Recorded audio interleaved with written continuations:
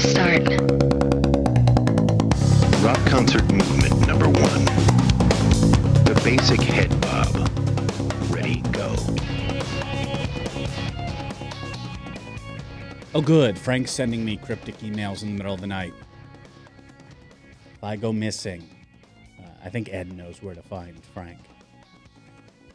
He sent me an email, just said 666. That was it.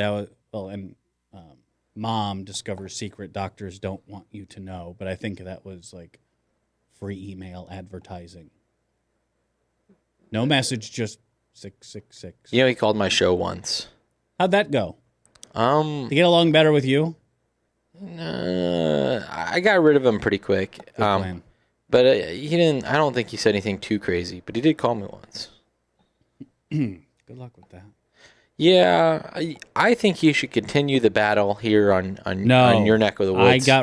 He gave up. He said if Romney lost, he was getting out of the game, which was a surprise to get the creepy email from him. Yeah, well, he's still been calling the other guy. What's his name? Fallon. Oh, good. Let Ed deal with him. So what time? The snow is supposed to be started. There's snow coming? Yeah. Oh, yeah. Oh, yeah? This has starting at few snow showers, and then around 4 turning to snow, and then through the night snow showers all through. Tomorrow, maybe I'll get my Jeep and I can see how invincible I am.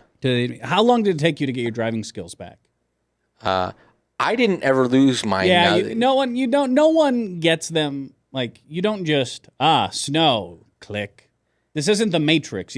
I know kung fu. Yeah, I don't know how long it took me from driving. I was kind of a crazy driver. I think you learn the most about driving by driving like a lunatic in the snow your first couple seasons, and then you realize what not to do to avoid hitting crap. Well, I mean, something I posted on Twitter yesterday. It's good. People like consistency, and it's refreshing to see that those who just kind of whip between lanes and don't signal.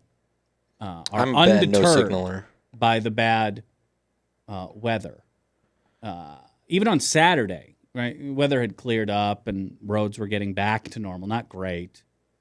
I was seeing people like fresh cars in ditches, and that's the. I'm talking to my children. I'm texting. I'm changing DVDs. Those folks. This is my theory. Why traffic goes to hell? Because it's not. I mean, it's certainly harder than normal to drive a car in inclement weather, but it's not like hard. Right? It's not something you don't need like a special, hazardous weather license. It's not like operating a ham radio or something. It's just you need to know what to do. The problem is there are just those who they get behind a wheel and go brain dead. Now, when everything's fine and visibility's great, the weather's fine, pavement's great. All right. How many times do you have to swerve out of the way of someone, or like you have to get over because they're not smart enough to like not drive right next to you at an on-ramp? They survive by the largesse of we, the majority of the driving public. That breaks down when you can't swerve out of the way of someone, when there's only one clear lane in the road. If you're not paying attention and bounce around, you're going to get someone hurt. And we can't correct for them in the same way, which is why when it rains and when it snows, everything goes to hell. It took me about a quarter mile. First, I had to rock out of the parking spot because the snow had drifted so much. And you do the... So I'm out of the parking spot. Okay. Did a little spin because it's downhill to a stop sign. And even, going slow. And then I did one fishtail. Swerve into it, And then I was set. I haven't had any problems since. Yeah, I haven't lost control of my vehicle when I wasn't planning to do it in so long.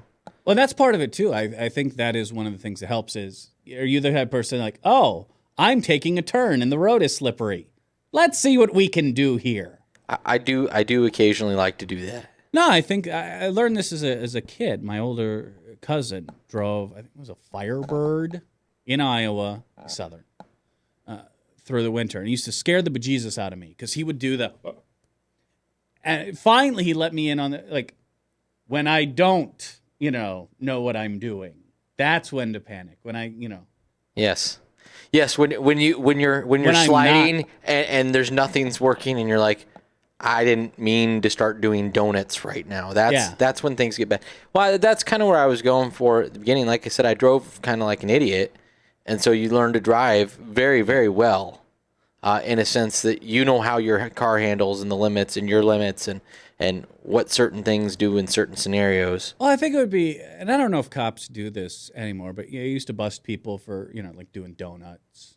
I did get a reckless driving ticket for doing donuts. If you're like going crazy and get the cobblestone parking lot because it's icy and doing donuts, that's one thing. But I think you can learn. I think it's a good thing to take a corner sideways on purpose. Sure.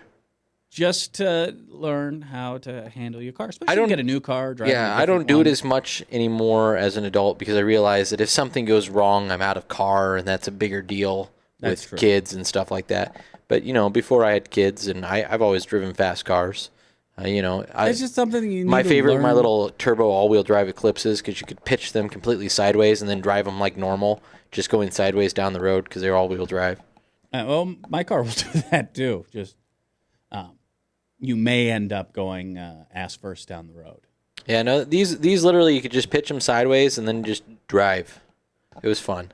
But it'll be interesting to see if it's Carmageddon, because if that snow comes at 4, that means it'll just be nice and slick for the afternoon commute. And if it turns into Carmageddon, it really shouldn't, but you know that it will. And it's that, again, the whole point of driving, be predictable. If other people can predict what you're going to do, then you are being safe. Even if, they see you, hauling ass because they actually check their mirrors behind you, that's predictable. Sure. You can adjust to it. It's when you're unpredictable that you cause problems for everyone else. I think it'll be bad tonight only because we have so much snow still on the streets because they did a horrible job cleaning the streets this time. See, okay, you're part of the problem too then. I saw this, it was in the Register today, people complaining about the Des Moines roads being bumpy because there's ice and snow. Now, it's again, this is part of that memory thing. Like, when it storms, Ed Wilson doesn't have to go on TV and tell us, well, when these two systems collide. Yeah, but we're a week out after that. I usually by now, the one thing I'll typically give Des Moines, the city of Des Moines, is it may take a couple days, but you will not find cleaner streets after a storm. Now, well, the problem is when you get that wet snow on relatively warm. I understand how it happens. But then it gets butt cold. There's not a lot you can do about it. I understand. Other than destroy your road. I'm just saying that we have a nice, perfect storm set up for some phenomenally bad drivers because we've got that bumpy black ice. On top of it, we're going to have fresh powder. And ice and fresh snow is about the worst thing you can have. Yeah. I mean, you might as well have grease on snot. Most places have at least like one clear lane. Yeah, if people drive sensibly, it shouldn't be much of a problem. That's a big if. Yeah, unfortunately, I say the drive sensibly thing probably lost most of them. It's just, I don't know why. It doesn't take a lot of brain power or something. Again, it's not hard to drive on roads. It's annoying. Like, if, I had perfectly, get other people off the road and I was the only one out there, I would have no problem getting around. The problem comes when you have just those people who just refuse to act differently, refuse to pay attention, not text. I wasn't driving out Thursday and Friday, like especially at night when you can see it very well. But I guarantee you there were people rolling down the interstate texting and tweeting like normal. Well, until they ended up in a ditch on their roof. But then they got to text a lot. Yeah. Help. SOS. LOL.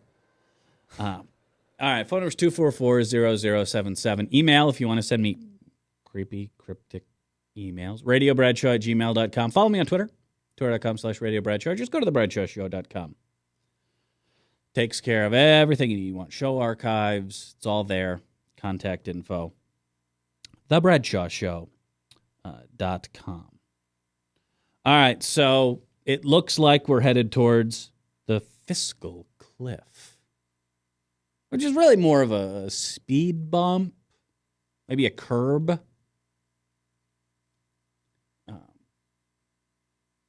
But certainly, again, I think it's like Y2K or Harold Camping saying the world's going to end, or the Mayan apocalypse, which apparently was saved by Jell-O. Did you see those commercials? I don't typically come. Those were great commercials. It looks like it's coming. Harry Reid speaking today doesn't sound hopeful. The House is doing nothing after the, Plan B abortion last week. For those of you who are busy enjoying the holidays or enduring a snowstorm and may miss the news, the Republican plan to toss everything on Obama's desk. The so-called Plan B, which would allow the Bush tax cuts to expire for those making $1 million or more. Didn't even fail, didn't even get to a vote. And this was kind of John Boehner's master plan. And I think there is something to the sentiment of he is scared to death for his speakership. And he is trying to avoid an all-out mutiny because he really isn't steering the ship. The best way to describe the Republican Party is Somalia. Again, somewhere their policies certainly want to emulate. No, you don't have to worry about federal government intrusion in your life in Somalia, although a warlord killed 7 members of your family. Libertopian paradise. May Ron Paul will retire there. Who knows? But instead of having a party with a leader, what you have is a bunch of these individual fiefdoms, sometimes working in tandem, more often than not, and vying for influence. So, I told you this when the news broke that Boehner and Obama were going to sit down and hammer this out. And I said at the time, I think Obama's making the number one mistake in negotiating. Number one rule of negotiating is actually negotiate with someone who is empowered to make a deal. You could call me to talk about, buying Webcast One live. All right, I'm not empowered to make a deal, so your negotiations with me would be absolutely useless. Mine wouldn't be. If you want to write me a check, though, feel free. I can negotiate the sale of this. It may not get you much, but you'll get a 30% stake if I do it. But you get my point, though. You got to negotiate with someone who can make a deal, right? I'm just trying to derail you. If I want to go and buy 801 grand, I don't have to go find the janitor, or go find someone at the security desk. So those talks with Boehner were bound to fail, and at that point, the cliff was all we had to look forward to. And I said at the time, and I'll say it now. A bad deal, all right, is worse than no deal. So let's talk about what happens if we all hold hands, Thelma and Louise style, and go over. Well, there will be pain and suffering. Extended unemployment goes away. That ends December 31st, and that's a couple million people. And I know Republicans cheer because it's something that will cause misery. But again, the purpose behind many of these programs, such as food stamps, is to keep people spending money in communities. And that stops. I think it already has slowed down looking at holiday sales, consumer confidence, and the like. But in addition to that, because I understand, you're not just, taking a stand for liberty, right? If you own a small business, that's 2 million people who aren't going to be stopping in your store. That's 2 million people that won't be spending money, increasing the velocity of capital through the economy. The inheritance tax goes back to its original rate, with the original limit of $1 million. Of course, the Bush tax cuts expire as they were designed to. Remember, the Bush tax cuts had a 10-year sunset period written into them. It was a way for Republicans to make them look like they cost less, thinking that no matter who was president after Bush, we could win the fight, Republicans could win the fight on tax rates. And they did get a victory when they were extended by Obama. Those disappear once and for all. The thing about tax rates is it would be tax rates for your 2013 income, which would give you until December 31st, 2013, to fix it. And that's certainly something that doesn't get brought up. The Washington Post today talks about, you could see drastic, reductions in the economy. And they mention the tax rates. They leave out the sequestration. And that is a mix of domestic and defense spending that is automatically cut as part of the fiscal cliff. This is where, at least on the right, the charade stops. And that is, since January 20th, 2009, Obama's inauguration day, Republicans have decided that the most pressing issue facing us at any time is the debt and the deficit. We have to stop spending so much. You would think, then, logically, right, if we have to cut spending and we have to spend less money, automatic spending cuts would be something out of the sequestration that they support. And what do you know? We see Republicans pushing to get rid of those sequestrations, especially on the defense side. And for all the talk, and it is just empty talk, Republicans say, government doesn't create jobs, government doesn't create jobs. Try reducing government spending in their district. I'll give you a home team example. The Iowa Air National Guard runs F-16 out of the Des Moines airport. Right. Kind of spendy. Although, to be fair, we have not been attacked here by air, so I guess they're effective. And yes, I know they do other things. The point is, it was on the list of things to close. All right. As soon as that happened, what did we see? We saw Grassley go nuts. We saw Governor Branstad go nuts. Tom Latham is pushing to keep those fighter jets there. Even when a compromise was reached to put drone pilots in Des Moines rather than the actual F-16, they were still upset. They were still howling. If you believe a Republican actually thinks that government spending doesn't create jobs, try to close a military base in their state or their district and watch all hell break loose. Again, spending is only out of control in other people's district. You're never going to see Chuck Grassley complain. The deficit's too high, the debt's too much when it comes to, say, ag subsidies. Then that is a sacred right because it's our spending.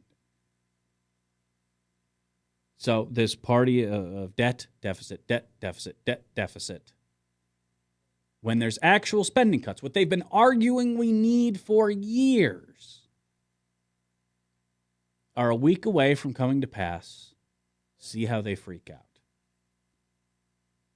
I told the deficit hawks are actually deficit peacocks. They strut around, they talk a good game, but when it comes time to, say, write a Medicare Part D, they will make it intentionally as expensive as possible. One, they can go to seniors and say, look how many billions I got you. Woohoo! But Obama's giving you gifts.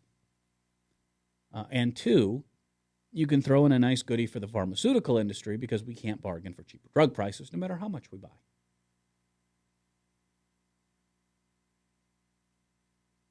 So Republicans are kind of laid bare here. They don't want those spending cuts any more than we do. They would just prefer, if we could find a way to reverse the defense cuts and keep the domestic cuts, wouldn't that be great? The spending we like is good. Spending we don't like is bad. What a principled stand, good sir. Here's the thing. The economy doesn't go to hell overnight. It gives us time to work these things back in. And again, once the Bush tax cuts are a thing of the past, well, then it's probably time to sit down and hammer out the Obama middle class tax cuts, payroll tax cuts, the making work pay, you name it. The point is, these are all things that a new Congress can do. And a new Congress, by the way, that has, well, a fewer of the old anchors, the Joe Liebermans of the world, and has a lot of new blood, the Elizabeth Warrens of the world. Add into that the very real possibility of filibuster reform, and we are in a far better position to make a deal or shove it down their throats, whatever term they want to use, after the cliff is passed. Because right now, again, who are you negotiating with? John Boehner can't even get his own bills passed the House of Representatives. This Republican Civil War I've been telling you about. Not in the Glenn Beck style. You don't need to buy a doom room or anything for it. Is here.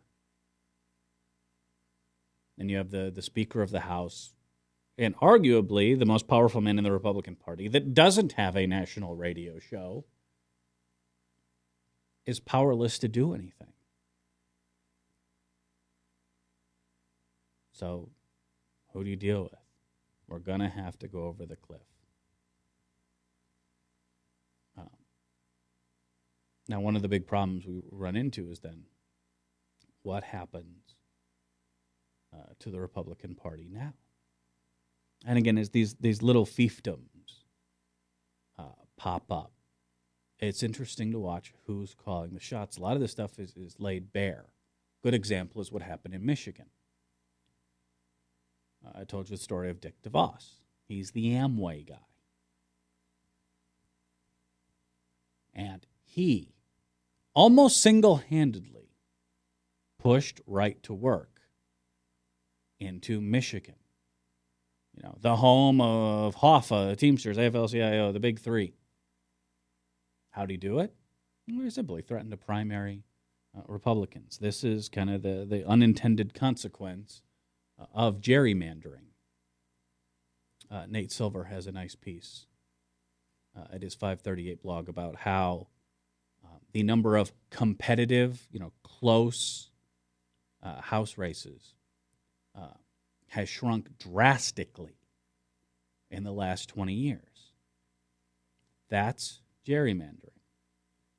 When you carve out conservative districts, these Republicans in the House, one, they're a lot more safe Republican House seats. But two, they're far more threatened by a Richard Murdoch or a Todd Akin or a Christine O'Donnell winning a Republican primary against them than they are a Democrat challenger upsetting them in the fall. If you're winning 57, 58, 59, 60 to 40, something like that, you don't worry much about what the Democrats are going to throw at you. You worry about some kooky wacko who may be, overfunded by the Amway guy coming after you. An interesting test of this is coming with Sandy relief. That superstorm. Since putting all that money behind Republican senators and Mitt Romney didn't work out so well. Putting that money in House races didn't work out so well. All Republicans hold the majority. As of yesterday, as numbers are being certified, the Democrats hold a 1.5 million vote advantage overall. If you take the entire House of Representatives, Democrats got 1.5 million more votes.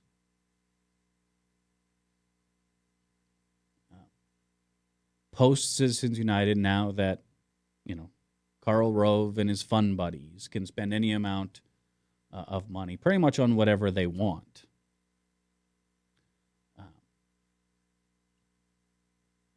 I think one of the lessons they learned in 2012 is that Americans for Prosperity reaches their audience very well, and they don't reach outside of it. Kind of that Fox News echo chamber. They can greatly affect their own party. They're not so effective bringing over people who aren't on the team. These aren't Reagan Democrats. So now we're seeing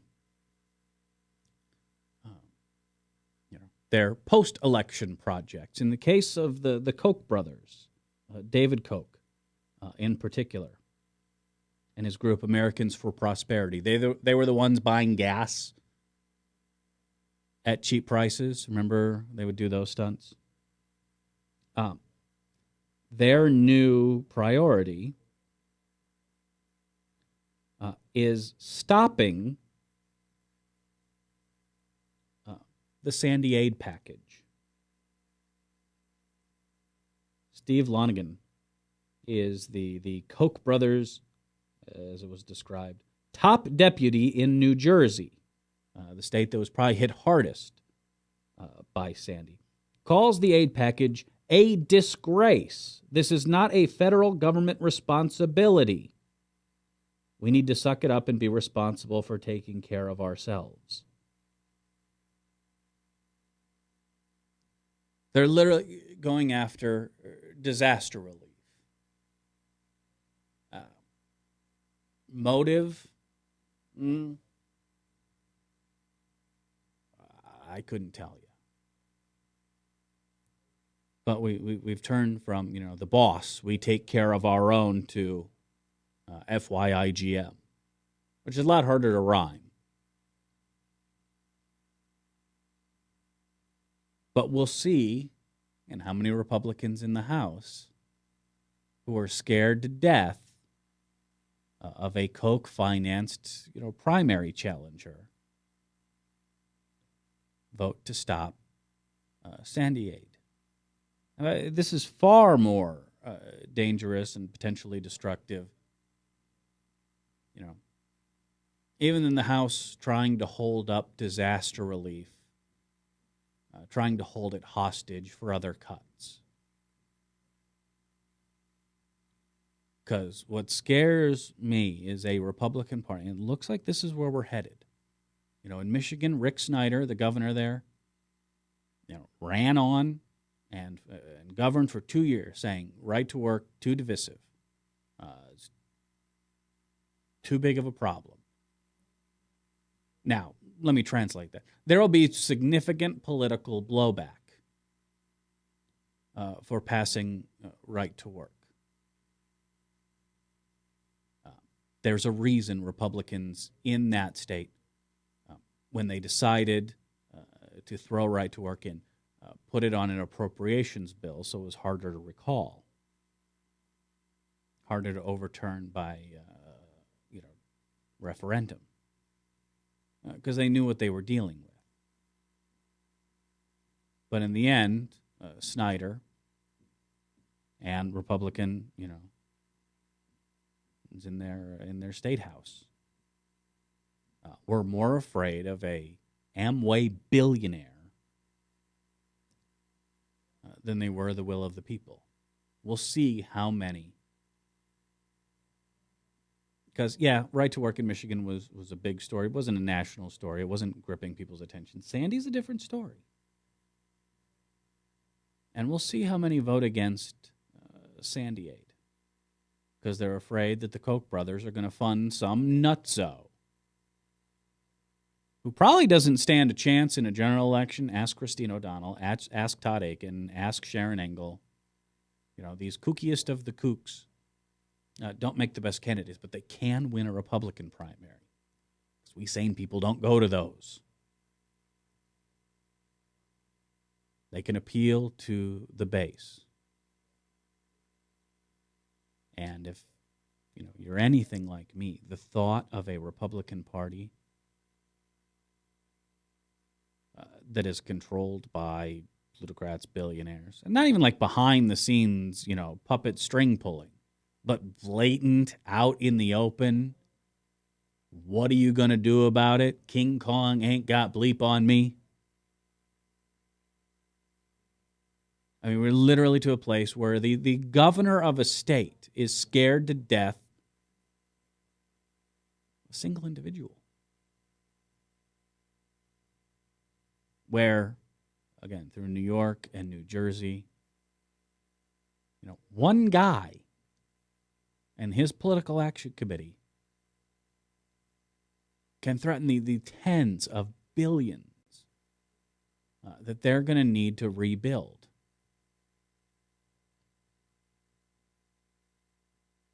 Everything old is new again. We're back to the Gilded Age, if they succeed. And that should scare the bejesus out of people, because that's the Republican, that's half,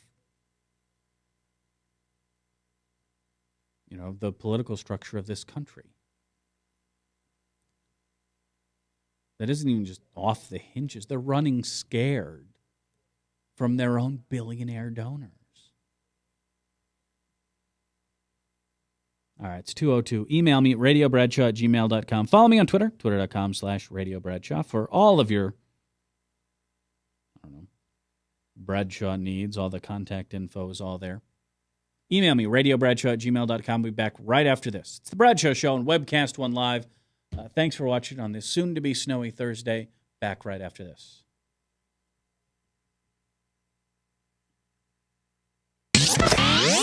From the RE/MAX Real Estate Concept Studios, this is Webcast One Live. Drug and alcohol addiction slowly steals a person's identity, tearing away pieces of their life little by little until one day it seems like the hope of a happy future is gone and there's no chance of getting it back. Here at St. Gregory Retreat Centers, we can assure you that there is hope. Our unique approach to recovery begins with the understanding that the dysfunction and damage caused by addiction can be overcome, not just dealt with. Don't let another day go by. Call St. Gregory today.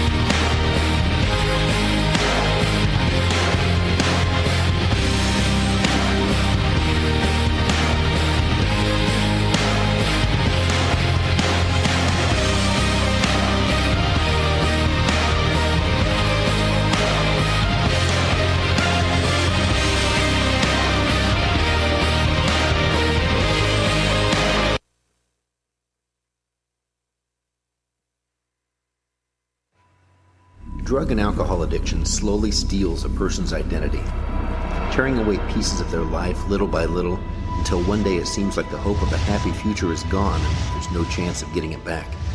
Here at St. Gregory Retreat Centers, we can assure you that there is hope.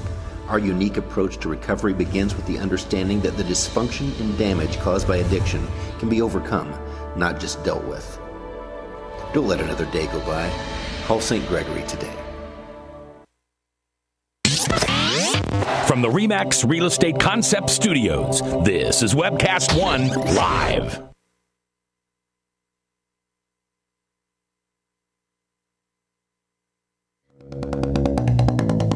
Rock concert movement number 1. The basic head bob. Ready, go. So this is a new one. In Roswell, New Mexico. At an Albertsons grocery store, a worker was unwrapping frozen meat.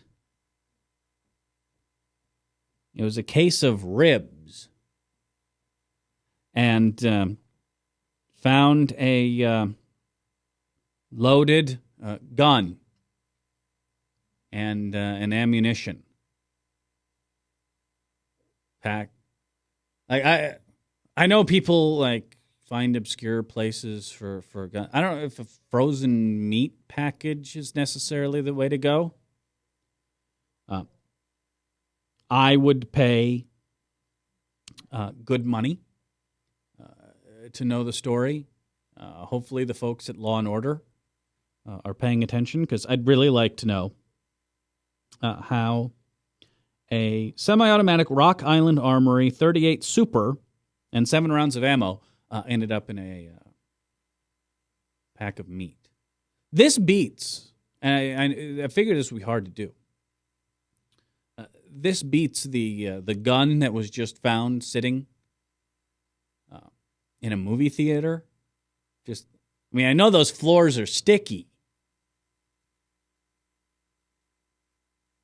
Is this, I don't even know how you would, because maybe I've just been spoiled by Jordan Creek, but those are like big, poofy, comfy seats, even if you had it in your waistband or something. How does that fall out? And how do you not notice? Hey, something's missing. Oh, yeah, kettle corn. No, my gun. I guess good news on that front. As more well-regulated militias make the news by not being infringed on their right to shoot up, hospitals, or in this case, a church. That's the latest. One, it looks like we may get more than just feel-good legislation when Dianne Feinstein from California said, I'm going to move a bill. Well, do you have votes for it? No one asked that question. We may get more than just loud proclamations and, oh boy, we're trying.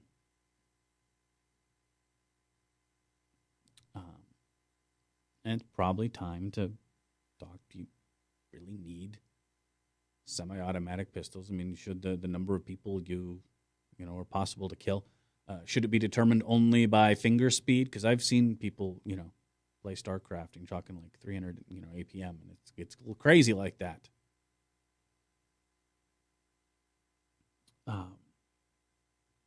In Los Angeles, they held another gun buyback. Normally, they do it every Mother's Day. I guess it's good symbolism. They moved it up to yesterday in Los Angeles, and they were offering up grocery gift cards in exchange for rifles, handguns, and shotguns. Any assault weapon would fetch up to $200 in cards. 1,673 guns were turned in. One white Honda pulled up. They pulled 22 pistols out of the... Thank God that... What would happen if that guy was pulled over? Can you search your car? I'd prefer you don't. One guy turned in a altered Mac 12 with the silencer. I don't know what that got him. But they average 1,500 to 2,000 guns. Hey, if anybody wants to give their AR away, I will buy it back from you for like $400. I'm just saying, I'll double what LA was giving you. I think the point is for fewer guns to be on the street. I don't know if you've ever listened to an NWA record. I'm saying that I think most of these people turned in their guns because they wanted coupons. And I'm more than willing to buy them a Hy-Vee gift card or just give them cash so that they can buy their own crack. Okay, that was a little stereotypical. I'm just saying. But would there be an amount of money that would cause you, like we say, we can't do anything about the 300 million guns. No, there's no amount of money I'd sell my guns for now. If they were outlawed. If they were outlawed, definitely not. And you get $1,000 per gun. My guns each are worth more than that. I mean, that's just... Well, they wouldn't be worth as much if they were contraband. Yeah, I think they would be worth more.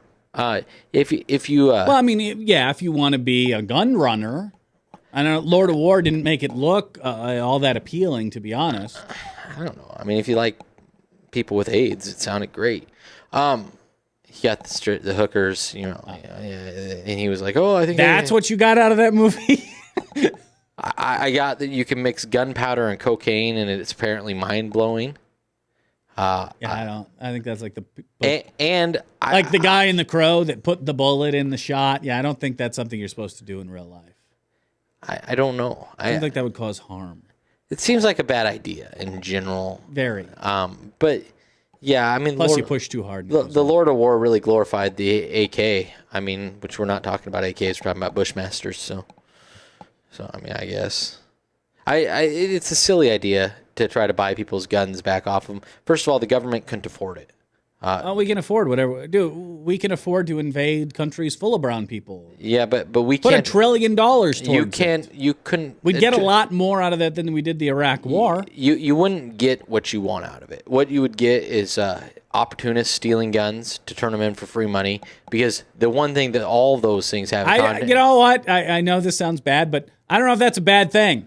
Well, I think anytime you're stealing from another citizen, it's a bad thing. I wouldn't if hippie music or whatever it is you're into, computer gaming, if that became illegal, I wouldn't advocate people stealing it from you and bringing it to me. It'd be hard for you to steal my collection of Steam. It'd be hard for you to steal your collection of stolen stuff. Really, let's be honest. No, mostly what I'm playing these days. I have to admit, I'm not proud of myself, but I got back into Star Trek Online. I'm a vice admiral.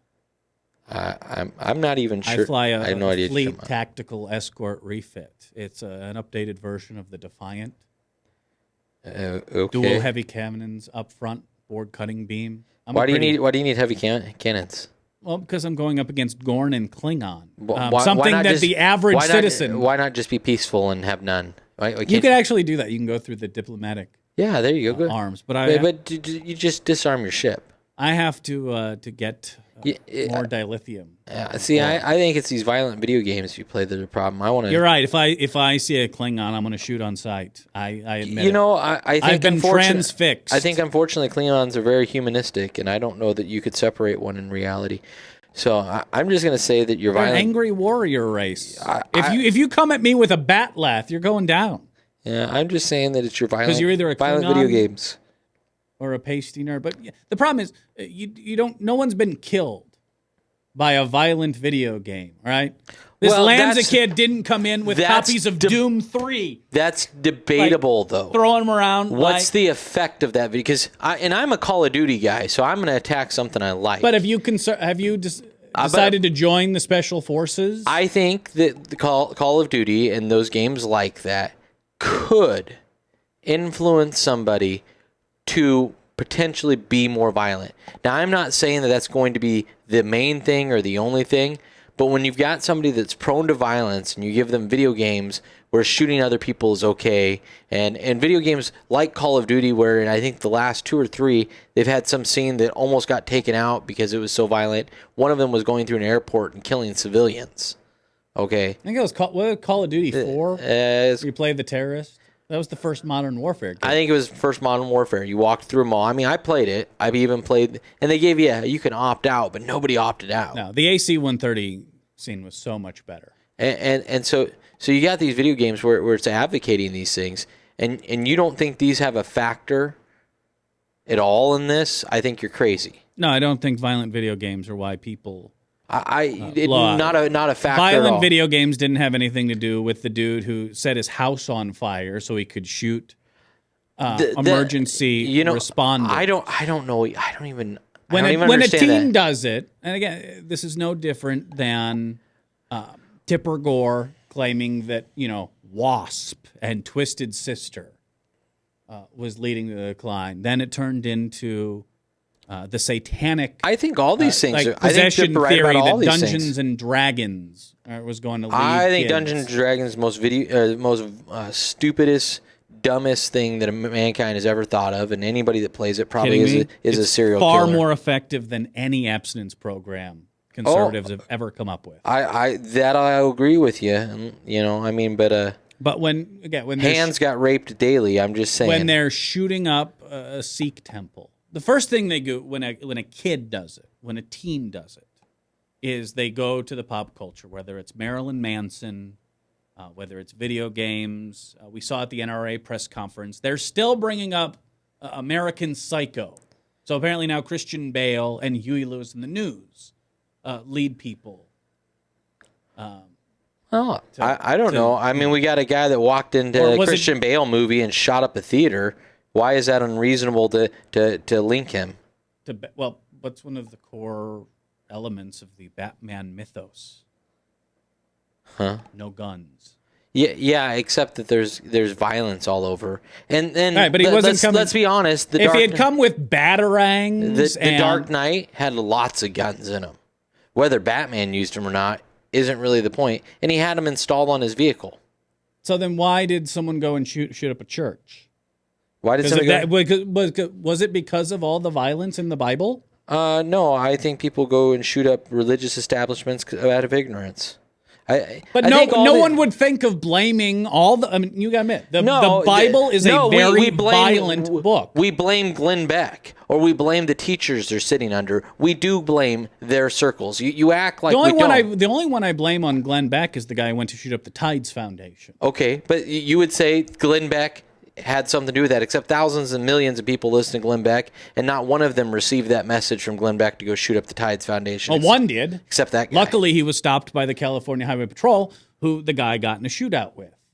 Or there was the dude who walked into, the Universalist Church, because he wanted to shoot liberals and he couldn't get to the president or Nancy Pelosi or Harry Reid. So, but the Universalist Church isn't even... But he went to where he thought he would find liberals. And what do you have a house full of? Well, that is where you would find liberals. But he had a house full of, Beck and Savage books. And no, I would never say ban them.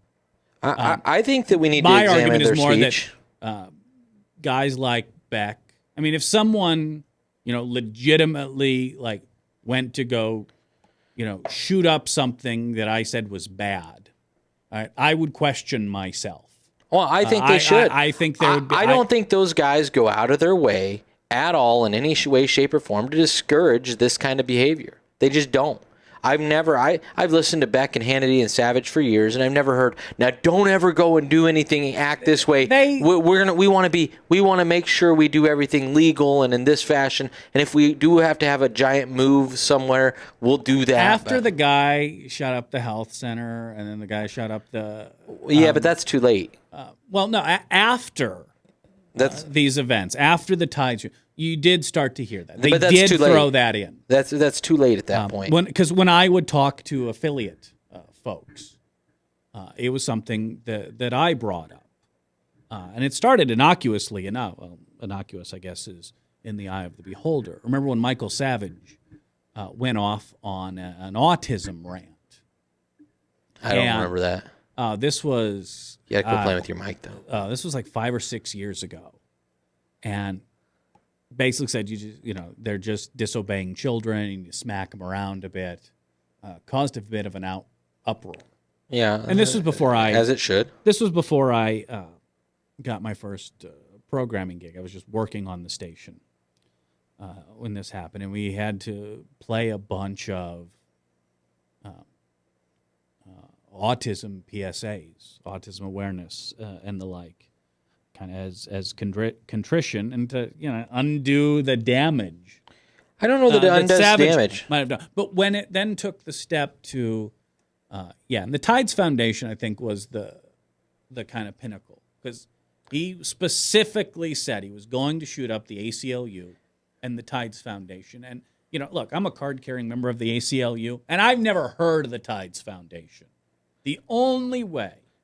Well, that just speaks to your ignorance. It doesn't speak to you knowing about it.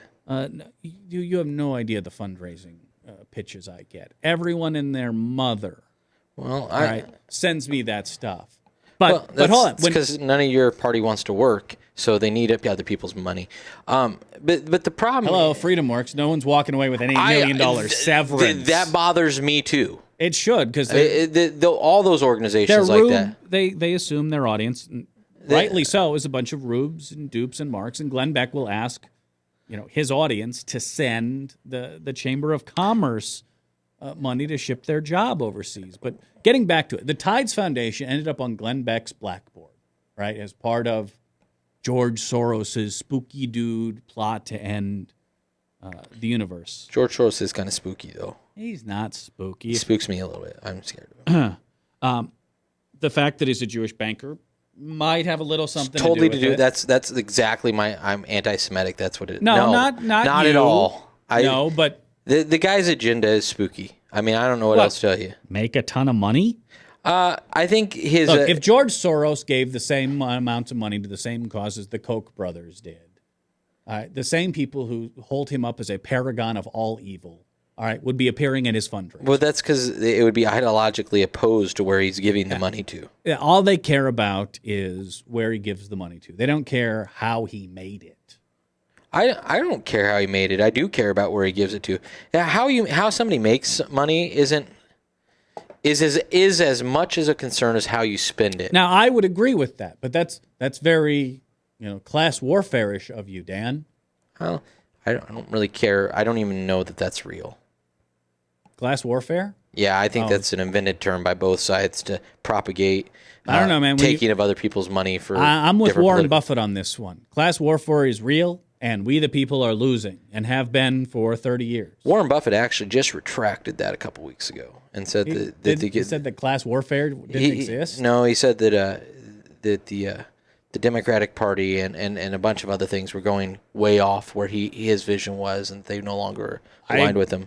You should do the research. It's interesting. Democratic Party goes off what I believe they should do all the time. Yeah, but I don't think he was trying to fly off the handle you do. I don't think it's a matter of flying off the handle. It's a matter of, hey, when you stand up for our values and act on them, we win elections. No, I see. Novel concept. You know your FU I got mine thing? Yeah. I think this is a perfect example of you doing this.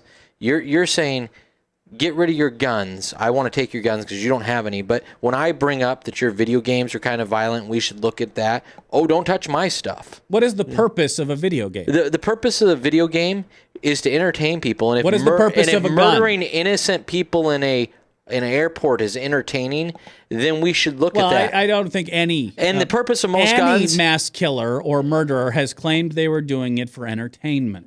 Oh, no one has come claimed. On now. You don't think that they weren't doing it for kicks or to have fun. They have Jeffrey a purpose. Dahmer wasn't eating people for kicks or fun. He was too. That's why he did it. But hold on, are you claiming that violent video games led to Jeffrey Dahmer? I'm saying that it was aspects in culture like violent video games that maybe weren't even all that available at the time of Jeffrey Dahmer, because that happened when we were in our late teens, maybe. Was it early? I can't remember. It was early 90s, yeah. Yeah, anyway, I mean, it's one of those things that happened, and we should look at what else in culture is affecting this guy's point of view. And it could have been Twisted Sister for all I know, or Marilyn Manson at that time was probably pretty huge. See, I'm guessing, and while I love Twisted Sister videos, there's not a lot about cannibalism. Well, in there. Just because somebody gets to a different end than what you think. So what caused the BTK killer? What caused the BTK? I don't know. I mean, Ted Bundy. I don't have all these answers. With Ted Bundy, I think we could look into a lot of the sexual exploitation. John Wayne Gacy. Do we ban clown? Are you going to blame face paint? You know, on that one? Because if so, we need to take a hard look at the Insane Clown Posse. Yeah, well, I think we should take a hard look at the Insane Clown Posse. I think we should never look at the Insane Clown Posse. Yeah, I went to their concert once, but that's beside the point. Have you ever seen The Gathering of the Juggalos? No, but I don't really like Every year violent, angry, emotional kids. I mean, all kids are angry and emotional. The that's not really true. I mean, we have Ryan, who you've met. He's like 19, and I've known him for a long time now. And that kid was never violent or angry, and isn't today, and wasn't yesterday, and wasn't 2 years ago, or 3 years ago, or 4 years ago. He was always the happy, normal kid that he is right now. Kids are weird. Kids, like, they're literally, their brains aren't fully formed yet. That's something that happens in your late teens. I understand that. Your brain doesn't function the same way an but adult we're does as a developing kid. these kids thinking it's okay. Like I had a friend that went to Django, that movie that just came out. Yeah. And there were children there. He said 10 years old. Yeah, and that's stupid. That is, but we're feeding it to people and telling them it's not that big a deal. I mean, or we're giving them Halo 4 and saying, "Oh, you're shooting aliens. It's okay if you just shoot aliens." It was okay to blow a robot's head off in a children's cartoon, but you can't shoot. But let's look at that. Let's look at all this stuff. See, the problem is you say this is a jigsaw puzzle, but you really only want to take away my gun. You don't really want to take away my Halo or my Call of Duty, which if someone was using a laser sword, all right, or said that, hey, these people are the Covenant and I'm going to blow them away the way Master Chief taught me, then yes, we would have to take a very long look. Let's bring in, and I'm going to invoke the China thing. I realize none of the kids are dead, and so I'm not going down the route you're going to hear, oh, look at this, they'll just do something else. But what's more important in those two situations, right? We have the same day, a bunch of kids got hurt and a bunch of kids got killed. What's more important in that situation? That the kids are alive. Which school would you have preferred your children be in? Neither. Obviously. But okay. If you... I would have preferred the Barack Obama school that's got the 9 armed security guards standing above the gates. But would you prefer your child be in that Chinese school or Sandy Hook Elementary? And you don't have to answer 10 times out of 10. You're going to say, I want to be in the Chinese school. I would rather have my kids live. But that wasn't the point I'm driving at all. What's the most important in this situation? The fact that 2 people tried to kill a bunch of kids, and we should look at the weapon that was successful, or that we could look at what caused these people to want to do that to the kids and end that problem. Well, what do you think caused the Chinese guy to run in with a knife and stab 22 kids? That's probably not Halo. I doubt it was American Psycho, the Insane Clown Posse, Marilyn Manson. We should look at that. We should look into it. We should look into all these things. See, the problem isn't that I'm fine with trying to find a way to protect society from guns being poorly used, poorly contained, and illegally acquired one way or the other. I'm fine with that.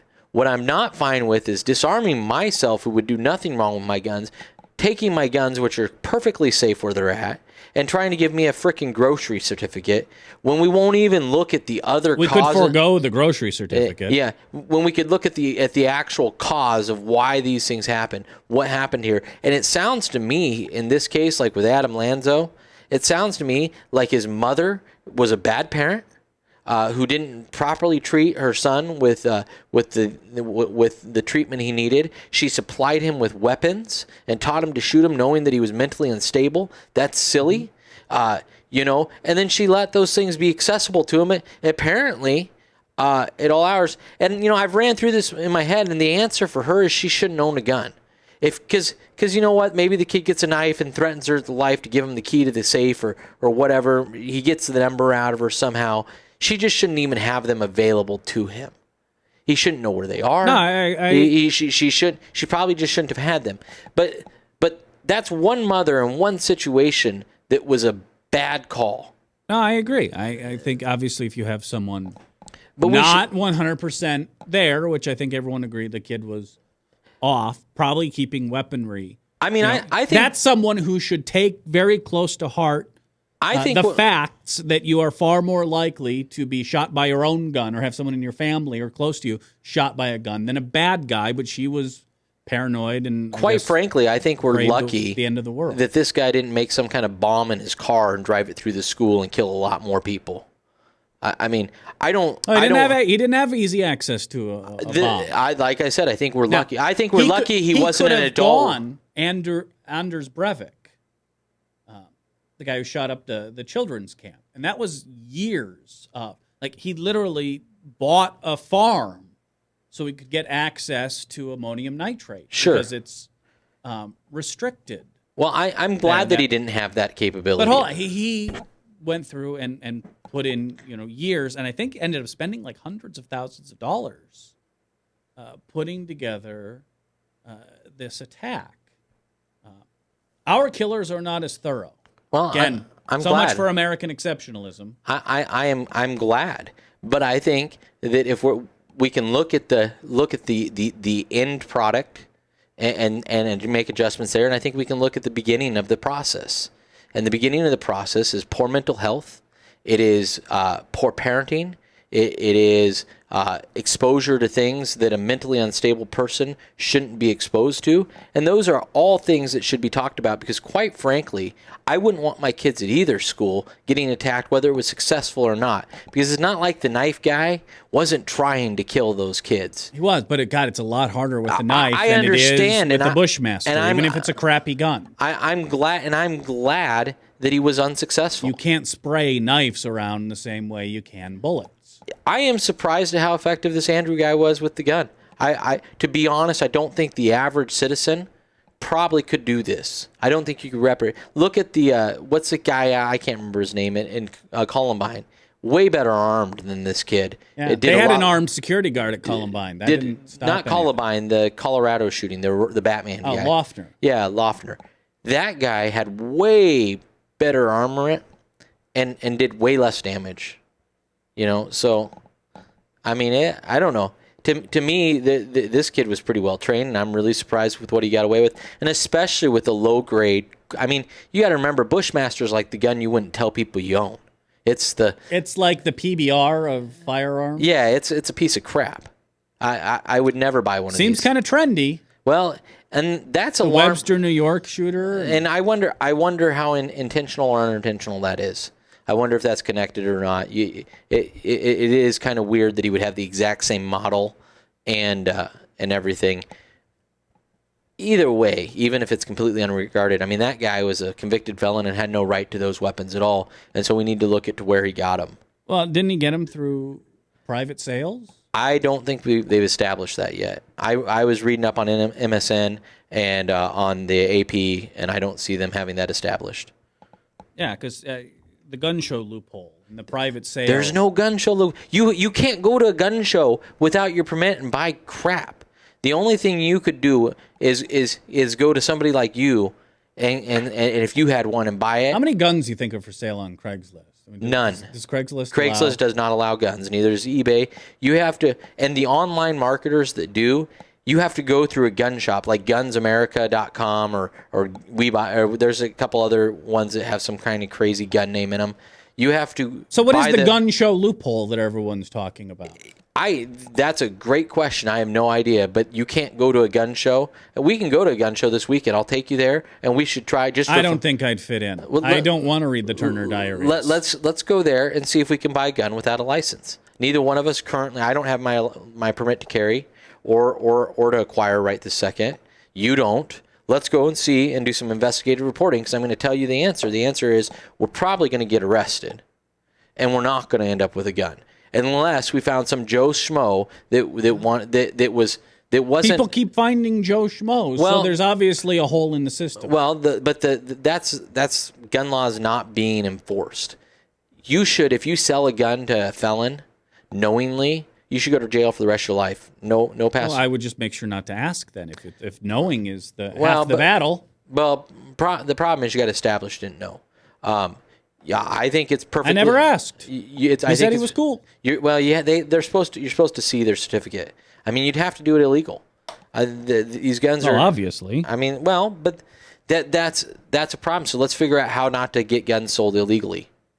I mean, because this guy, all his guns that he acquired in New York, those were all illegal because he wasn't allowed to have one. Frankie Mink can't even go to the shooting range with me because he has a felony. So. Yeah, meanwhile, we're finding them on, theater floors, or in this case, boxes of frozen meat. Well, We're getting to the point where we just leave them places. I don't even understand that. There's not one of my guns. I don't know. I can't tell you within a foot of where it's at. Yeah, again, it's the same way. I could probably drive 120 miles an hour safely. Not everyone can. We don't set the speed limit at 120 miles an hour. That's completely different. It's a right to own a gun. It's a privilege to drive. Well, and maybe that's, again, time to talk. Is the Second Amendment a historical relic? Yeah, but you want to have that conversation, but you don't. This is an FU, I got mine thing, because you don't want to have the conversation about what in society is causing these people to desire to do this with these weapons. I don't think there's anything new under the sun. There have always been. So we can't address that issue because there's just nothing under the sun we can do. But we can take away the guns from the honest people. I think we absolutely should should make mental health. Do you think the illegal guns will decrease or increase with the gun ban? Decrease. How? There will be a lot fewer avenues to add to the gun population. How? There's a reason that Mexican drug cartels, which you admit have a lot of money, all right? Yeah. I agree, are very powerful. You've been watching too much TV. But where do they buy their guns? They buy their guns from all over. A lot of them probably come from Afghanistan and Russia. They come from Arizona. They come from Texas. They run them over the border. They do have problems with them. They come here for guns. But that's where our great Eric Holder's working on Fast and Furious, right? He just got a free pass on that. He's supposed to be closing Eric Holder didn't have anything to do with Fast and Furious. Even Republicans say that now. Yeah, well, his division is working on that problem, so it's problem solved. They're already into it. Why are you worried about it? Have faith in the guy, well, right? We know that our guns show up in Mexican crime scenes. I understand. People die because it's so easy to get. I understand, and we have Eric Holder working on that very problem. And because of the NRA, we go out of our way to not ask questions when someone wants to buy 25. The NRA 30. It doesn't even. Most of the people, gun owners my age, aren't members of the NRA because they don't serve our purpose. All right, but there's still a very powerful lobby that is still bringing up natural-born killers. For how long? I mean, it's like the Republican Party. For how long is it viable? Until Republicans and Democrats, look at the numbers and realize that an NRA endorsement doesn't mean a whole heck of a lot. Well, then you should be lobbying against the NRA on the endorsements, or even better than that, just be anti-lobbyist. I'm not anti-lobbyist. Let's get it. No, every cause I like has lobbyists. Yeah, because you're an FU. I got mine. No, you can't have your lobbyist, but I can have my lobbyist. I never said that. That's just what you said. You just said you didn't want them to have lobby against the NRA. You don't want them to have lobbyists, right? No, I didn't say that. I want politicians like Leonard Boswell, like Chet Culver, to understand the NRA endorsement. To undermine the power of the NRA lobbyists. No, I'm saying let's point out the actual power, which is they don't have a lot.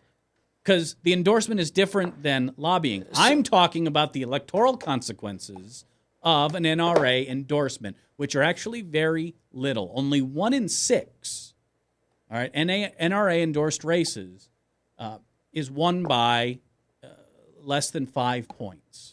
They run up the score endorsing these blowout candidates that are going to win, no matter what. When the old Iowa 5 existed, they would endorse Steve King. Aha, that's a win for us. It was meaningless. Well, guys like Leonard Boswell bend over backwards to get their endorsement, and in the end up hurting themselves. Yeah, I agree. Chet Culver bent over backwards to get an NRA endorsement in 2010. How did that work out? I agree with you there. I think that so that's not banning lobbying. That's not FYIGM. That's look at the data. I think you should just get rid of lobbying, and it solves that problem. I don't want to get rid of lobbying. It stops the corruption that we're having with lobbyists. Lobbying does not cause corruption. Lobbying does too cause corruption. Look, not in any way, shape, or form. Oh, please. Money. When a lobbyist shows up, it's the money's fault. Oh my gosh. Yes. Dude, it's the lobbyist's job to give politicians reasons to listen to them. Yeah, that reason should be, we will work against you, we will work for you, etc. Not, we will fund you. That's a way of working with somebody. Just get rid of lobbyists. Lobbyists provide corruption. We don't need corruption. We need lobbyists. We don't need lobbyists. But libraries, you have a right to lobbyists, but I don't have a right to my... Oh, my gosh. Dude, you have no idea what rights you're trying to give up. I think I'm not giving up any. You're trying to rights. give up my rights. I realize you're not giving up because you don't choose to exercise them, but you're giving up mine. But I should- don't and appreciate it. I'm saying, should guns be a right? They are Driving a right. isn't a You right. can't take away my right. You can't. Yeah, we can. No, you can't. Ask women who wanted to vote prior to 1920. Can we take away your rights? No, yeah, we can. gave them the right to vote. Yeah, what they hap- didn't have it. It wasn't written into the Constitution that they had it. We added a right. We didn't All take right, it well, away. That's a bad analogy. Okay, well, I'll use one that may fits better for you. Okay. Is a black worth 100% representation? Because it wasn't written into the Constitution that way. You know Down what? south. That's how it was written into the Constitution, and we changed it. Guns aren't the new black, and we should have changed it. We absolutely. Why? Why? Because we should have made sure that every race was protected as a human But we being, didn't. and with the king. It wasn't written into the Constitution. I like understand, that. but again, we're adding stuff to the Constitution. We're not taking it away. Again, it's a bad analogy. You're trying. Okay, what about the 21st Amendment? We took something away there. We took away Remind- the 18th Amendment. Remind me that what we took. repealed prohibition. Well, we. It is an alterable document. We have 27 amendments to it. It's obviously changeable. I'm not saying it's not changeable. I'm saying you can't take away rights. What are you going to do with people like me that rightfully acquired my guns? You can't just, well, suddenly they're illegal to have and we're going to give you a certificate to a grocery store? That's not only fair, there's Okay, no we'll justice say, involved. We'll offer you the opportunity if you'd like to turn them in for some sort of compensation. Not some sort of that's- compensation. Whatever compensation the person that owns it. That's perfectly fine. You couldn't afford it. Hold on. Second, well, we can. No, We you can can't. afford whatever we want. Not without just printing money, and then when you print money, the value of things go up with that money. Inflation. No, we'll spend it on, instead of we'll close the Department of Homeland Security. And spend that why money would every you year why would you close? Which I'm fine on with guns. closing that. The point is, if it's a priority, we couldn't afford to get to the moon, but we just did it. We did that through private industry mostly with government that was assistance. a massive government. There was a spending lot of government spending there. There's a lot of private money in We NASA couldn't too. afford. Hey, we were in the middle of a. That's why NASA's still available today because we're not funding them now. We were in a Great Depression, and we could afford World War II. We didn't get a choice. They came over and killed a bunch of our military members. And what did we do? That wasn't We couldn't afford it. We were in a depression. We asked spent people the money. Yeah, we asked people for war bonds to pay for it. We didn't just spend the money without it. We borrowed it from the citizens of the United States willingly, I might add. Mostly where we're borrowing it from today. Yeah, you're not going to borrow my money to pay for my gun. I'll just keep my gun and my money. Thanks. Well, there are ways to do this. There- Maybe you're allowed to keep your gun. It's grandfathered in as long as it's registered, and it's non-transferable outside your family. Would you be okay with that? Would that be? Would I be okay with that? No, but I wouldn't accept anything less than that. Again, I'm the details. But the problem are is, certainly workable. how does that affect? Now take what you just said. Stops the flow of guns. We're going to bring it to a halt. But the problem is, guns have already proven that you can shoot a 200-year-old gun. Secondly, you've got situations like we just had out in Newtown, Connecticut, where that guy got his guns from his mother. Okay, she would have legally had those you're guns. not going to magically poof so it this wouldn't have away. solved anything. Your big solution doesn't do crap. And But that's hold my on. problem with Fast it. forward 10 years, and the next doomsday prepper mom who doesn't have an arsenal of freedom available to her mentally ill child. Again, Australia did this in 1996. Yeah. All right, so it's not like it can't be done in modern times. And you think that Australia is successful or that the population is satisfied with what the government did there? I think the population is satisfied. I would with disagree. it. Even to the point where one of the most influential Aussies on the planet, Rupert Murdoch, is saying, President Obama, you need to do something about these guns. Yeah. I don't really care Why? about Because Rupert he Murdoch. lived through it. Now, I would love to see his Fox News espouse, but he's not going to put, again, principle in front of money. What Barack Obama needs to do about the guns is figure out why under his leadership we're having all these shootings, because that's very suspicious to me. Well, I think the first thing you would look at is a depressed economy.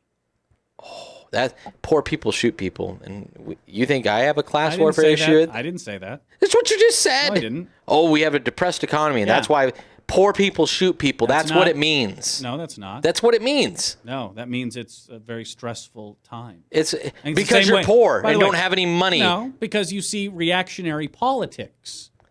And the Tea Party, by the way, not poor. Are you In kidding fact, me? no, the Tea Party is actually above average The Tea when Party. it comes to income. The Tea Party But is so, a bunch so being of poor bunch had of nothing toothless to idiots. do with it. They're not rich. Yeah, but that's actually not true. That's mostly true. No, it's actually not. You've got a few people that are getting the rubes, and you got the rubes. Yeah, I was going to say, if they had no money, there wouldn't be a bunch of grifters looking to separate them from A their million money. poor people are still worth having because you can still get a Poor little people bit of money. aren't buying AR-15s and pounds of gold. You would Poor be, people don't buy those things. You would be surprised that a lot of those gun owners that have these types of guns aren't your gun collectors. No, truth is, They're we have doomsday the- guys that have all their money wrapped up into some kind of doomsday type thing. we have the demographics. They're actually above average when it comes to education, and they're above average when it comes to income. So you're saying they're smarter than the average person, and they want what's good for you, and so they would be the people qualified to say we want what's good for America, but we You're should half right. We should quit paying attention to them. Okay, I mean, Well, I think it's reactionary politics. It's partly due to a depressed economy. If the economy was doing gangbusters now, same reason we saw. Again, I don't think even in a militias- gangbusters economy, we would be trying to take away our guns. No, we saw militias pop up in the early Clinton years, and when the economy turned around, magically people don't want to run through the forest playing Army Ranger, waiting for the end of the world. So we know that a depressed economy Well, there you go. has societal influences. So maybe then we should look at the cause and undepress the economy. I would love that. Okay, well let's do that. Let's stimulate the hell out of it. But- Let's spend a ton of money and get us out of this recession. But you're not going to do it by buying people's guns back from them. No, that's a separate issue. Okay. I mean, you talk like I'm talking like fantasy here. You are. I mean, Other countries have done it. You might as other countries have failed. This is the American arrogance that bothers me so much. These other countries like Canada and Australia that have things like no guns and private and public health care, these systems are oppressive to these people. If they don't like them so much, how come even the conservatives in Britain say we'll never run on we're going to get rid of the NHS and bring an American-style healthcare system? Because it would be an instant lose. Well, because our system's broken too. I'm not saying we don't have a broken system. That's what you're misunderstanding. Okay, they're going to bring up. We're going to unleash the fury of the free market upon the NHS. We should. Why wouldn't anyone in Britain run on that if it's so oppressive? Why wouldn't anybody on Britain run on France, that? Germany, That's a good Canada. question. I don't. Well, if it was in their best interest, don't you think they'd run on it? I think that they're probably looking at even America and going, well, this doesn't work either. I don't know how healthcare works, but I know one thing for sure, and that's when the government gets involved, all it does is slow it down and make it horribly expensive for the average I don't know. person. I'm about to take on a very nice trip on a publicly funded interstate that works very well and has unleashed massive productivity But that's on this country. That's different. That's a great role of government. That's one we'll all agree. So why the can't we- government laying an infrastructure is great. So let's lay a health infrastructure. I'm fine with that. We're not trying to lay a health infrastructure. We're not trying to publicly fund some hospitals and then allow the medicine system to work inside of it. We're trying to publicly fund health care, insurance. It's not even real health care. Yeah, I know. I mean, we're because not just hiring the doctor for $1 million and saying That's what I argue we should be doing. Well, but that's not what we're doing. It's what we should That's be fine. doing. Maybe I would agree with what you think we should be doing, but what we're doing is going to fail. We're taking failed healthcare systems from other countries and Actually, going, what we can we're do it. doing is a model in Massachusetts, which, other than the cost factor, works. Well, and you know what? They have the lowest percentage of uninsured in the country. That's because it's almost impossible to be uninsured. I mean, but that doesn't. That's like saying, oh, they have the lowest. The only thing they don't have a handle on is the actual cost of the health. That's a major problem. I agree. Okay, that if you can't afford the car you physically are driving, which I've seen your car, so I'm pretty sure you can afford it.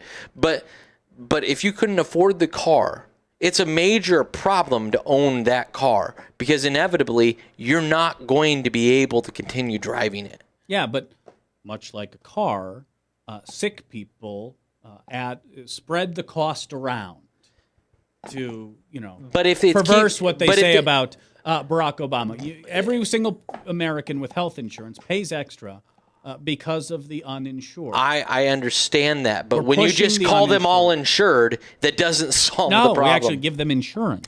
You're not. You're giving them. But Yes, even giving them insurance is cheaper. And I'll explain why. Why? Because right now, where do we shove our uninsured people? The emergency room. What's the most expensive care you can get in a hospital? ICU. What's the second? The emergency room. Well, and there's an area we should look at, but So that's in preventative care, getting them access to clinics and checkups and dealing with issues. First of all, you act like you don't have. I've been self-pay for years, so you might as well walk into a hospital and go, "I don't have insurance." Except that no hospital in any office, private, family, or otherwise, has ever turned me or my family down for service. Just because idiots go to the emergency department doesn't mean that's their only option. No, that's just the option they choose. They can go to a clinic. They could go, and they may not pay their bill. And by the way, then that cost gets added to everyone else's. You think Tylenol truly costs $24? I understand that. They're spreading the cost around for the uninsured. But and the problem is that the majority of those people go to the most expensive, opt to go to the most expensive, rather than go to the clinic that would have taken them for fractions. You go to clinics, $120 normally is what my visits are. You go to the emergency room, and it's $1,000 to sign your name in. It's crazy. Why are we allowing people to go for a flu shot? Because we don't turn people away. But we should. And we should turn them away and send them to the appropriate place that will do it for less money. That's the thing. This is one of the reasons it's more expensive, is because people wait until the issue is acute. Until it's an emergency, we put it off. We turn down preventative care because we don't have the $125 or whatever to pay for a doctor's visit. So we wait till the problem becomes serious. But that's an education problem. That's an education problem. Why not just insure everyone? Why not hire the doctors and run the hospitals ourselves? Because what's going to happen is they're going to go, okay, we're going to sure you have a $120 copay. That's all that's going to happen there. I'm saying, my friends in Canada, they pay $1,000 a month for a family of 3. That's more expensive than what we would pay here for the best healthcare. Just run an NHS. The doctors, the nurses, they work for us. They're government employees. Republicans claim Democrats want a government takeover of healthcare. Let's give them what they're asking for. Why would we want it? Why would we want that? What benefit would it be to be a doctor then? You make significantly more than most. Not if the government's going to pay you. Yeah, actually. You're in Britain, doctors and including general practitioners, one of the lowest paid specialties in the U.S. Not only make significantly more money. I know some general practitioners that make pretty decent money than the average. They don't make as much as a plastic surgeon. There's more money putting butt implants, into wannabe Kardashians than there is taking care of sick kids. But that's only the case because there's only so many plastic surgeons. But that's what. Well, you can pretty much find them anywhere. But those guys, Jacksons. Yeah, I know. But there's a lot of plastic surgeons that go broke, absolutely broke. Well, we incentivize these specialties instead of general medicine. They do it a different way because there's more societal benefit to general practitioners than butt implanters. So not only do you get paid well as a general practitioner there, they also offer incentives. For example, a doctor there can actually receive more money for convincing less of his patients to smoke. Prioritizing that, because that does end up saving huge amounts of money. And you can look at the results. Things like life expectancy, things like... You're borrowing from a system that has lots of problems, and you're pretending like that's going to work here. I don't think there's a perfect system. We need to find... But the result, I mean, go look at our outcomes. Go look at, the data. We're middle of the pack. You can get the best care in the United States if you can afford it. Not everyone can. I understand that. So why not have... I'm one of the people that can't. ...that high standard of care for everyone? They spend less money per capita on healthcare costs in the rest of the first world with socialized medicine. All right, their results are as good. It's not the government's job to better. provide this for us. What? Why is it that the government just needs to provide everything we need to live? What is it about? It's not a matter of they need to provide. It's more efficient. Economies of scale. You're familiar, I'm sure. I understand the concept. Yeah. So why not? Why not? It's silly. It's ludicrous, and it can't support itself. I don't know. Maybe I just think I'm my brother's keeper. Yeah, you're not. There. You don't have to worry about it. I got me and my family. It's what being a man's about. I don't need your help. No, I can just provide a better system when I don't want your better system. We could still be hunters and gatherers. I don't. We just found it was better to form a civilization. You're more of a dishwasher, and I'm a hunter. But that's beside the point. We left our hunting and gathering ways behind thousands of years ago because we found a better system. Why has the rest of the first world left behind the American style healthcare We've system? redefined hunters and gatherers. We found new ways to hunt and gather. No, we domesticated animals. The car salesman is the new hunter. I mean, the car salesman is a specialty that is allowed by gathering. He doesn't have to worry about producing his food. He can move on to other things. Yeah. When we stopped hunting and gathering, we domesticated animals. We began, rudimentary agriculture. Guess what? You could have a tailor who wasn't so concerned about I understand the thought process behind it, but this doesn't translate to medicine.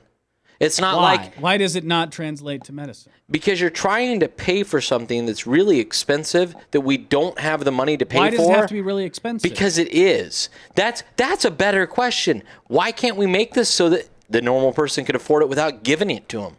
Letting them pay for it. My argument would be remove the profit motive I think that we could do that without government intervention. So your first step, I think, would be at least a public option so that I could get health insurance and remove the first step, shareholder return on investment. I think the first step is looking at healthcare waste, and then the next step would be looking at faulty lawsuits and stuff like that cause money. But lawsuits, you're talking about like 1 to 1.5%. But we're talking about the cost of medicine. What a doctor makes. The lawsuit problem doesn't just affect 1 and 1.5%. No. It's hundreds of thousands of dollars for his insurance for that 1 and 1.5% of medical cost is. I know those lawsuits. But in those states that have tort reform and maximum on payouts, their doctors aren't paying any less for malpractice. Well, insurance. and that's a problem. There's a problem there, but that's I agree. Let's address that problem. I mean, it's just you just want we don't. Yeah, you want to talk about individual symptoms. I want to deal with the disease. No, you don't. You want to add. We have a disease. It's called we're broke, and you want to make us more broke. We are can't broke. Be broke. We are, and we can. And at some point, nobody's going to like us. And when that happens, China can call in its debt because nobody's going to stand up and go, "Well, I like the United States." We are on a cliff. Why would no one like us? Because we're assholes. Well, generally. I mean, that's so that's why. And we're taking people's money and we're writing checks we can't cash. But we do cash them. We can cash them. And we can also borrow money for less than the rate of inflation. We aren't cashing them. That's the problem.